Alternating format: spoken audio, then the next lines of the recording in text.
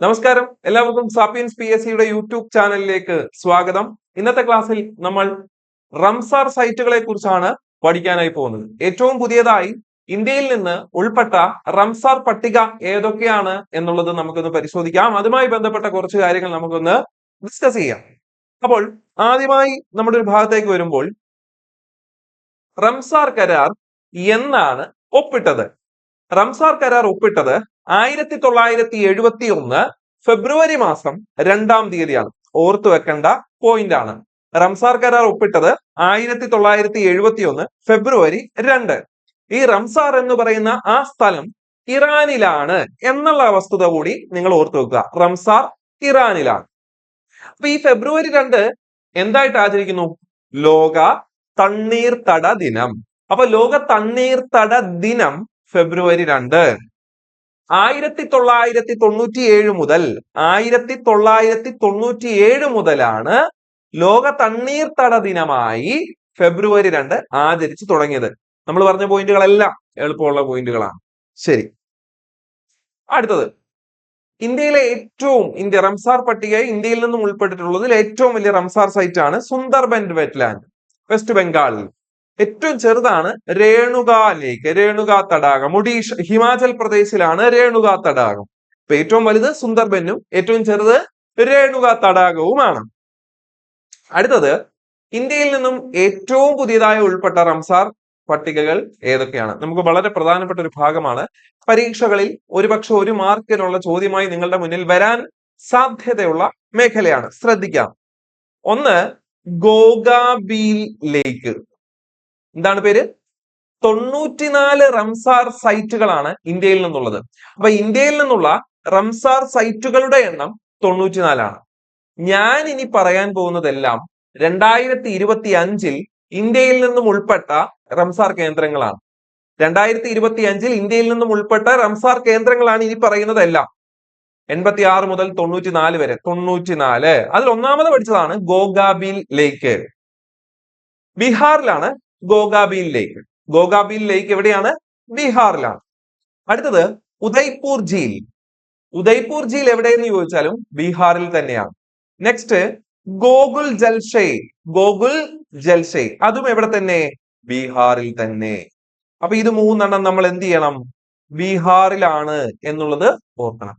ഇപ്പൊ ബീഹാറിലേക്ക് ഗോ എന്ന് അവിടെ ഓർത്താൽ ഗോകുലും കിട്ടും, ഗോഗാബീലും കിട്ടും. ഓക്കെ അല്ലേ? ബീഹാറിലേക്ക് ഗോ എന്ന് പറഞ്ഞു കഴിഞ്ഞാൽ ഗോകുൽ ജൽസെ എന്നുള്ളതും കിട്ടും, ഗോഗാബീൽ ലേക്കും കിട്ടും. പിന്നുള്ളത് ഏതാ? ഉദയ്പൂർ ഝീലാണ്. ഉദയ്പൂർ. ബീഹാറിലുള്ള 3 കഴിഞ്ഞ സ്ഥിതിക്ക് അടുത്തത് രാജസ്ഥാനിലുള്ള 2 ഹിച്ചൻ വെറ്റ്ലാൻഡ്. ഹിച്ചൻ വെറ്റ്ലാൻഡും അതുപോലെ തന്നെ മീനാർ വെറ്റ്ലാൻഡും. ഹിച്ചൻ വെറ്റ്ലാൻഡും മീനാർ വെറ്റ്ലാൻഡും എവിടെയാണ്? രാജസ്ഥാനിലാണ്. ഓക്കെ അല്ലേ? അപ്പൊ എന്താണ്? രാജസ്ഥാൻ. രാജസ്ഥാൻ ഏതൊക്കെയാ? മീനാർ ഉണ്ട്, ഹിച്ചൻ ഉണ്ട്, ഹിച്ചൻ വെറ്റ്ലാൻഡ് ഉണ്ട്. അതും നിങ്ങൾ ഓർത്തു വെക്കേണ്ടത് പോയിന്റുകളാണ്. മീന് ഹിച്ചൻ, മീന് Hitchens, Rajasthan. Next ചിയോപലേരി. ചിയോപലേരി wetland. ചിയോപലേരി wetland സിക്കിമിലാണ്. സിക്കിമിൽ ഒരെണ്ണം ഏതാണ്? ചിയോപലേരി. ചിയോപലേരി. നെക്സ്റ്റ് വൺ ഉദ്വാ ലേക്ക്. ഏതാണ്? ഉദ്വാ ലേക്ക് ജാർഖണ്ഡിലാണ്. ഇന്ത്യയുടെ ധാതു സംസ്ഥാനം എന്നൊക്കെ അറിയപ്പെടുന്ന സംസ്ഥാനമാണ് ജാർഖണ്ഡ്. ജാർഖണ്ഡിലാണ് ഉദ്വാ ലേക്ക്. ഉദ്വാ എന്ത്വാ അല്ല, ഉദ്വാ. ഉദ്വാ എന്ത്വാ ജാറിൽ എന്നല്ല, ഉദ്വാ ജാറ്. ഉദ്വാ ജാറ്. ഉദ്വാ ലേക്ക് ജാർഖണ്ഡ്. ഉദ്വാ ലേക്ക് എവിടെയാണ്? ജാർഖണ്ഡ്. നെക്സ്റ്റ് തമിഴ്നാട്ടിൽ നിന്ന് 2 അത് എളുപ്പമാണ്. ചക്കരക്കോട്ടെ ബേർഡ് സാങ്ച്വറി, തീർത്ഥങ്കൽ ബേർഡ് സാങ്ച്വറി. അത് കിട്ടും. ഈ പേരൊക്കെ ചക്കരക്കോട്ടെ എന്നൊക്കെ പറയുന്നത് നമുക്ക് തമിഴ്നാടാണ് ഓർമ്മ വരുന്നത്. ചക്കരക്കോട്ടെ, തീർത്ഥങ്കൽ. ചക്കരക്കോട്ടെ ബേർഡ് സാങ്ച്വറി, തീർത്ഥങ്കൽ ബേർഡ് സാങ്ച്വറി രണ്ടും തമിഴ്നാട്.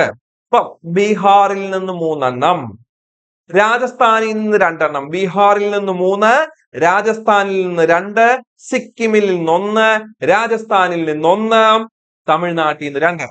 ഓക്കെ. അപ്പൊ നമ്മള് മൊത്തം ഈ 2025 ഉൾപ്പെട്ട ഇത്രയും റംസാർ സൈറ്റുകൾ ഓർത്തു വെച്ചാൽ പരീക്ഷയ്ക്ക് ചോദിക്കുന്നത് ഒരുപക്ഷെ ഇങ്ങനെയായിരിക്കും. ഗോഗാബീൽ ലേക്ക് താഴെ പറയുന്നവയിൽ ഏത് സംസ്ഥാനത്ത്? ബീഹാർ. അങ്ങനെ വരാനുള്ള കാരണം അതൊരു കറണ്ട് അഫയേഴ്സ് ചോദ്യം ആയതുകൊണ്ടാണ്.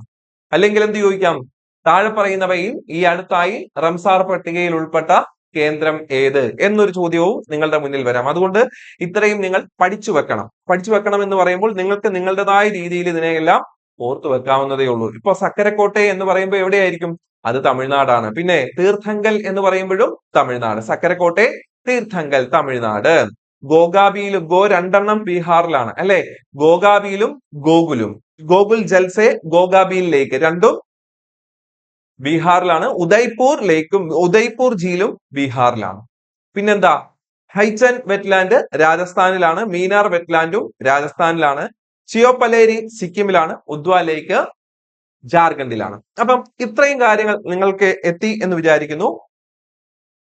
പിന്നെ പരീക്ഷയ്ക്ക് ചോദിക്കുന്ന ഒരു ചോദ്യമാണ് 2025 ലോക തണ്ണീർത്തട ദിനത്തിന്റെ പ്രമേയം എന്ത്? ഈ അടുത്തിടയ്ക്ക് ക്വസ്റ്റ്യൻ പേപ്പറുകളിൽ നിങ്ങൾ ഇങ്ങനെയുള്ള ചോദ്യങ്ങൾ കണ്ടായിരുന്നു. ഈ ലോക തണ്ണീർത്തട ദിന പ്രമേയം 2025 ലോക തണ്ണീർത്തട ദിനത്തിന്റെ പ്രമേയം ഇതാണ്: protecting wetland for our common future. Protecting wetland for our common future. ഇത് ഓർത്തു വെച്ചോ. ഒരുപക്ഷെ ഒരു മാർക്ക് ഇതാവാം വരുന്ന പരീക്ഷകൾ. Protecting wetland for our common future. 2024 wetland and human wellbeing എന്നായിരുന്നു. Wetland and human wellbeing. ഇത് പരീക്ഷയ്ക്ക് കണ്ട് നിങ്ങളുടെ ഓർമ്മയിൽ വരുന്നുണ്ട്. ഇതുകൂടെ നിങ്ങൾ ഓർത്തു വെച്ചോ. Protecting wetland for our common future. അപ്പം നമ്മൾ ഇത്രയും നേരം പറഞ്ഞത് എന്തിനെ കുറിച്ചായിരുന്നു? റംസാർ പട്ടികകളെ കുറിച്ചായിരുന്നു. ഇത്രയും കാര്യങ്ങൾ നിങ്ങൾ അത്യാവശ്യം ഒന്ന് കറണ്ട് അഫയേഴ്സ് ഭാഗത്ത് നോക്കി വെക്കേണ്ട ഭാഗങ്ങളാണ്. അതത്രയും നിങ്ങളോട് പറഞ്ഞത്. ശരി, വീണ്ടും മറ്റൊരു ക്ലാസ്സിൽ നമുക്ക് കാണാം. എല്ലാവർക്കും നന്ദി.